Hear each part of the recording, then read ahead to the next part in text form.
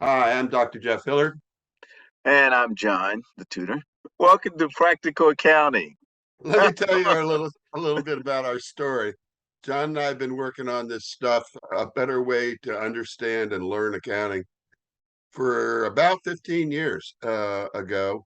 We started one day. I was teaching at Baltimore City Community College and it just wasn't working. So I went over and threw the textbook in the trash can in front of the students. Probably shouldn't have done that. Then I just started sketching it on the board and jotted it down on a piece of paper and went out to lunch with John. We talked about it, uh, made it better.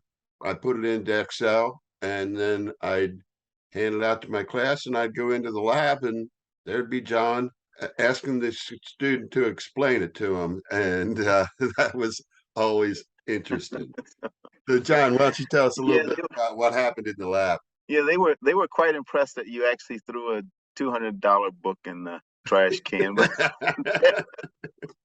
We won't say I what book think you it was. gained, I think you gained a lot of fans then. But we've been working on this. They would come in to see me and say, "Well, I need to know this because it's not in the book."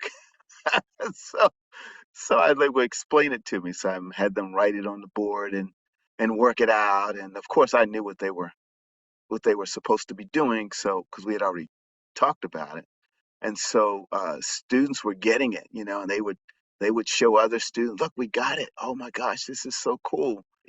I guess word gets around because over the years I've had students from a lot of the major colleges and universities in the area, undergraduate and graduate students.